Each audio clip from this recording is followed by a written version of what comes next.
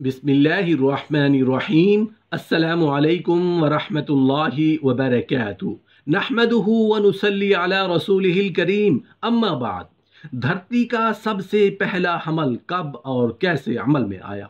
मोहतरम नाजरीन, इसमें कोई दूसरी राय हो ही नहीं सकती कि अल्लाह पाक मुसब्बिबुल असबाब है। ना तो उसके ख़जानों में कोई कमी है, ना उसके असबाब में। वो तो सिर्फ कुन कहता है और चीज़ें वैसी ही होती चली जाती हैं जैसे हमारे रब अल्लाह की मंशा होती है, जैसे वो चाह रहा होता है। हजरत आदम अलैहिस्सलाम को पैदा किया, जिनकी पैदाइश में न किसी मर्द का हिस्सा था और न किसी औरत का। उसी ने हजरत हव्वा अलैहिस्सलाम को सिर्फ मर्द से पैदा किया। उसने बाकी सब इंसानियत को मर्द और औरत से पैदा किया है। हजरत हव्वा अलैहिस्सलाम हजरत आदम अलैहिस्सलाम की बीवी और मौजूदा तमाम नस्ल इंसानी की माँ हैं। अल्लाह ने उन्हें हजरत आदम अलैहिस्सलाम की बाईं पसली से तख्लीक किया। चूँकि वो जिंदा आदमी से बनाई गईं, इसलिए उनका नाम हव्वा रखा गया है। उनका नाम कुरान मजीद में नहीं आया, सिर्फ ज़ौजाए आदम का कई मकाम पर जिक्र है। जन्नत में हजरत आदम और हव्वा अलैहिस्सलाम दोनों को शजरा ममनुआ का फल खाने से रोका गया था। दोनों ही उस हुक्म खुदाबंदी को भूल गए और वसवसा शैतान से उसी दरख्त का फल खा बैठे।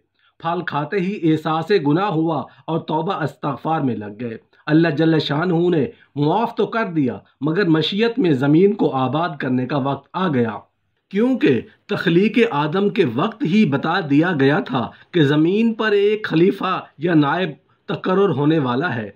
इसलिए आदम और हव्वा दोनों को ज़मीन पर उतार दिया गया। जद्दा के बाहर समंदर के किनारे एक कब्र का निशान है, जिसके मुतालिक लोगों का ख्याल है कि ये हव्वा अलैहिस्सलाम की कब्र है। यहूदियों की रिवायत के मुताबिक आदम और हव्वा की शादी में खुदा, जिब्राइल और दूसरे फरिश्ते शामिल थे। जन्नत से निकलने के बाद आदम और हव्वा अलैहिस्सलाम ने मक्का का सफ़र किया और खुदा की इबादत की, और यहीं हवा को पहला हैज आया। कहा जाता है कि 10 किस्म की सज़ा हव्वा और उसकी बेटियों को तजवीज़ हुई, जिनमें हैज आना, हमल और वज़ा, हमल की तकालीफ शामिल है। फिर कहा गया कि अगर वो अपने खावन की वफादार रहेगी तो उसके साथ जन्नत में जाएगी। अगर वो बच्चे की पैदाइश के दौरान वफात पा जाएगी तो शहीद कमरतबा पाएगी। कहा जाता है कि हव्वा हज़रत आदम अलैहिस्सलाम की 2 साल बाद फौत हुई और उनके पहलू में दफन की गई। कहा जाता है कि जन्नत में सिर्फ 2 इंसान, आदम और हव्वा, ऐसे होंगे जिनकी नाफ नहीं होगी, क्योंकि नाफ माँ के पेट में जन्म लेने वाले बच्चों में ही मुमकिन है।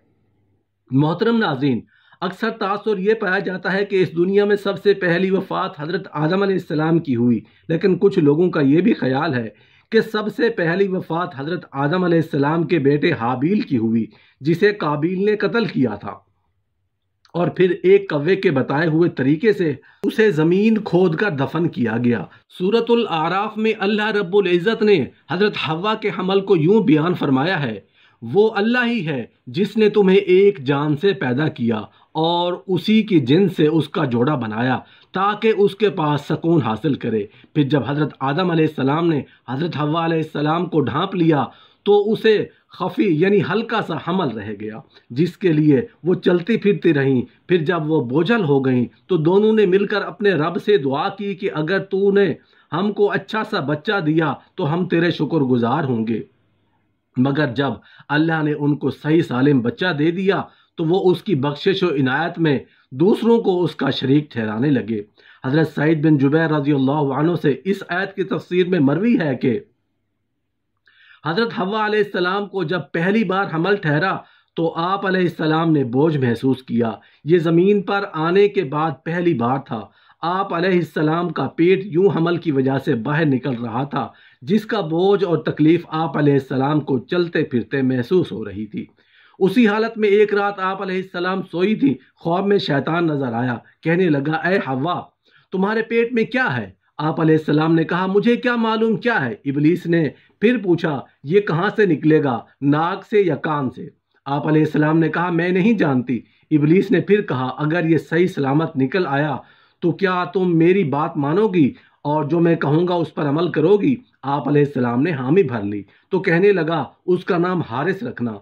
اس کی وجہ آپ نے یہ بیان کی کہ حارث ابلیس لعین کا نام تھا، یعنی وہ حضرت آدم علیہ السلام کی پہلی اولاد کو اپنے نام کے ساتھ منسوب کرنا چاہتا تھا۔ حضرت حوا علیہ السلام نے حامی بھر لی اور صبح تمام واقعہ حضرت آدم علیہ السلام کو گوش و گزار کر دیا۔ حضرت آدم علیہ السلام نے تمام واقعہ سننے کے بعد فرمایا، وہ شیطان تھا تو اس سے بچ کر رہنا، وہ ہمارا کھلا دشمن ہے جس نے ہمیں جنت سے نکلوایا تھا۔ شیطان ایک بار پھر حضرت حوا علیہ السلام کے پاس آیا اور اسی بات پر آمادہ کیا۔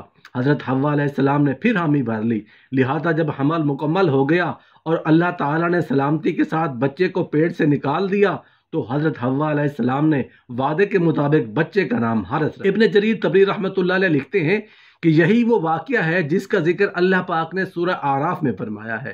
اسی واقعے کی طرف ایک اور روایت حضرت ابن عباس رضی اللہ عنہ کی طرف سے منسوب کی ہے کہ آپ رضی اللہ عنہ فرماتے ہیں، حضرت آدم علیہ السلام سے حضرت حوا علیہ السلام کو جو اولاد ہوتی تو انہیں اللہ تعالیٰ کا عہد قرار دیا جاتا اور ان کے نام عبداللہ اور عبید اللہ وغیرہ رکھے جاتے، لیکن ان کی وفات بہت جلد ہو جاتی۔ ابلیس لعین ان دونوں کے پاس آیا اور کہا، اگر تم ان بچوں کے نام ان ناموں کے علاوہ رکھو جو اب تک رکھتے ہو تو یہ زندہ رہیں گے۔ اس کے بعد ان کے ہاں جو لڑکا پیدا ہوا انہوں نے اس کا نام شیطان کے بتائے ہوئے طریقے سے عبد الحارث رکھا۔ ایک اور روایت میں حضرت سمرہ بن جندب رضی اللہ عنہ سے مروی ہے کہ اس طرح کے رسول اللہ صلی اللہ علیہ وآلہ وسلم نے حضرت حوا علیہ السلام کا کوئی فرزند زندہ نہ رہتا تھا، انہوں نے نظر مانی کہ اگر ان کا بیٹا زندہ رہا تو اس کا نام عبد الحارث رکھیں گی۔ بس ان کا بیٹا ہوا اور وہ زندہ رہا تو اس کا نام انہوں نے عبد الحارث رکھا، اور یہ اصل میں شیطان کی وجہ سے تھا۔ ابن فضیل کی روایت میں یہ بھی اضافہ ہے کہ شیطان نے کہا، اگر وہ صحیح سلامت نکل آئے تو تیرے پیٹ میں ہے، اگر تمہیں کسی قسم کا کوئی نقصان نہ پہنچے اور نہ ہی تمہاری موت کا باعث بنے تو کیا تم یہ بات مانو گی؟ انہوں نے کہا ہاں۔ اس پر ابلیس نے کہا، اس کا نام عبد الحارث رکھنا۔ پس حضرت حوا علیہ السلام نے ایسا ہی کیا اور یہ ان کا شرک فی الاسم تھا۔ حضرت حوا علیہ السلام کا شرک فی الاسم سے متعلق حضرت سعید بن جبیر رضی اللہ عنہ سے پوچھا گیا تو آپ رضی اللہ عنہ نے فرمایا، میں اللہ تعالیٰ کی پناہ چاہتا ہوں اس بات سے کہ میں ان کے متعلق شرک کا دعویٰ کروں۔ البتہ حوا نے جب حمل کا بوجھ محسوس کیا تو ان کے پاس ابلیس لعین آیا اور اس نے انہیں بہکایا۔ اسی ضمن میں ایک اور روایت میں جو ابن جریر الطبری نے نقل کی ہے وہ یہ ہے کہ حضرت حوا علیہ السلام کے ہاں ایک بیٹا پیدا ہوا، ان کے پاس شیطان آیا اور کہنے لگا، اس کا نام عبدی رکھو ورنہ میں اس کو قتل کر دوں گا۔ حضرت آدم علیہ السلام نے کہا، تمہاری وجہ سے پہلے ہمیں جنت سے بے دخل کیا گیا تھا، اب کیوں ہم تمہاری بات مانیں؟